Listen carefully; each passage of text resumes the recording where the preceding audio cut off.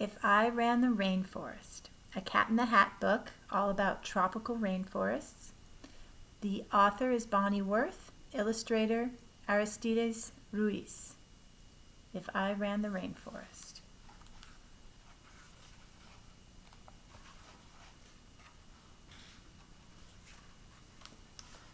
I'm the cat in the hat, and it's time that we get to go to a place that is steamy and wet.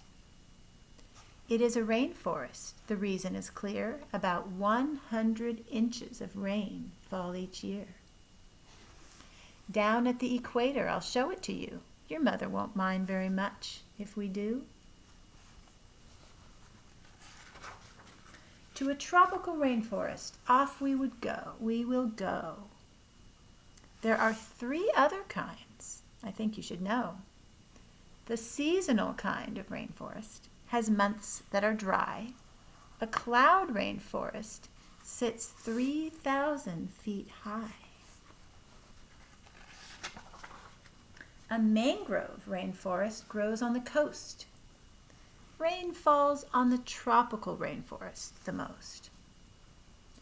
Dear Sally and Dick, for your information, the reason it's rainy is called transpiration. Plants lose water through pores in their leaves. Warm, wet air rises into the sky. Wet air cools and forms rain clouds. Plants soak up rain through their roots. A rainforest has 4 floors, you might say. We'll visit each one, so please step this way. My umbrella-vator will give the best view to the uppermost floor. It will take me and you. So there are floors or stories, different habitats in the tropical rainforest, and they're going to the very top first. Emergence. There's the rest of the top of the trees. Emergence. Stick up further. Emergence is the word that we use to call these trees that grow up 300 feet tall. That's the 4th floor. They might be quite tall, but I'm here to report their roots don't go deep, but they still give support. So way down at the bottom of those tallest trees, they have buttress roots. Buttress roots grow above ground like a fan to keep trees from falling. That is nature's plan. That's how big they are. There's a person. That's how big they are. Who makes their home here? Those who like heights best. An eagle named Harpy here makes her high nest. Harpy eagle. This gaggle of parrots of colorful hue are macaws of scarlet and yellow and blue. They live way up top. Now we will go down to floor 3, where lower treetops form the green canopy. So most of the tops of the trees, they call it the canopy.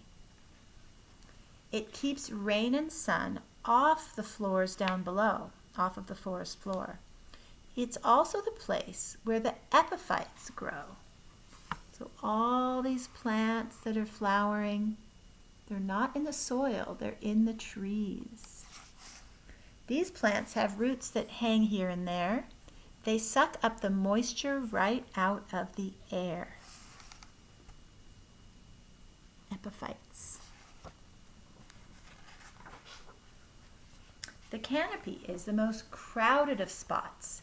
Here monkeys and tree frogs and birds can eat lots of fruits, nuts, and bugs, and the nectar of flowers. It is noisy around here, and it's busy all hours. So there are howler monkeys,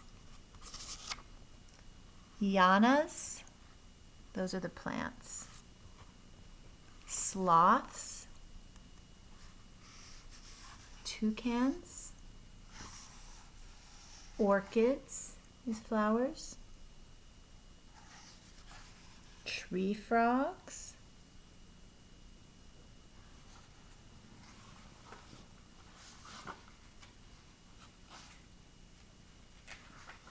Some animals here, I have just found, live their whole lives without touching the ground. There's a red-eyed tree frogs. The wet leaves are slippery, movement is tricky, and that's why their toes and their fingers are sticky. And they show the kids getting glue on so they can climb the trees. In the canopy, hark! The hummingbirds hum. Over 200 kinds. That is quite a large sum. It doesn't mean there are 200 hummingbirds. There are 200 different kinds of hummingbirds in this tropical rainforest. This little bird helps the flowers to grow because pollen sticks to its body. And so, when the pollen gets brushed from its feet and its head, it causes the pollen to scatter and spread. Pollination for those flowers. This plant gives an insect a most deadly ride. It slips when it sips and gets trapped inside. That's called a pitcher plant, a carnivorous plant. If this plant can't root, it will grow on another. It's called a strangler fig. It's growing around that big tree. The vines twine and squeeze and then finally smother the other plant. The understory is the next stop, floor 2. I'm afraid not much sun can make its way through. These vines and ferns grow where it's dim and it's hot. Spider monkey lives here and the wild ocelot. So there are the spider monkeys, and there's the ocelot, a wild cat that climbs around the trees. Camouflage is the word to describe a design that makes things blend in and so hard to find. They say find 6 hidden things and you'll win a prize. The sure way to win is to sharpen your eyes. So there's a sloth in the understory. It rhymes with moth. I see a moth. Some sort of a constrictor snake. I do see maybe a stick insect there. And here's a blue bird blending in with that flower. Oh, and a lizard camouflaged on the bark of the trunk.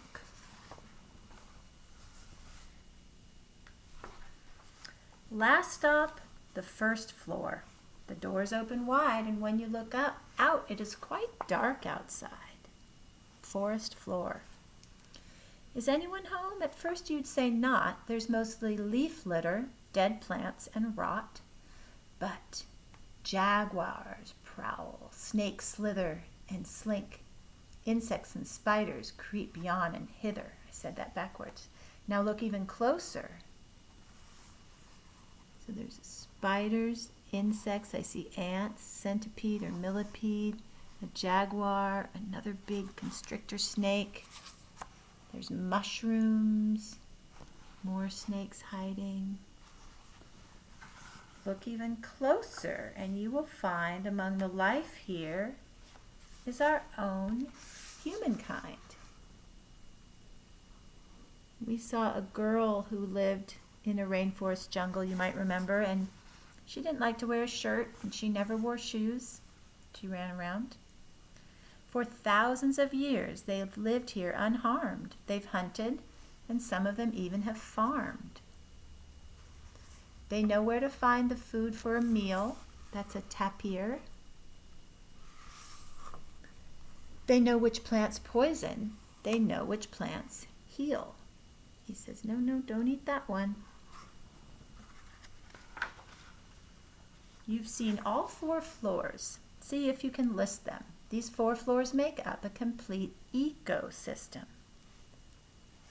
So we have howler monkeys, harpy eagles, macaws, there's eaglets, spider monkeys, toucans, sloths, ocelots, kinkajous, snakes, native humans, jaguars, centipedes. Let's protect that rainforest.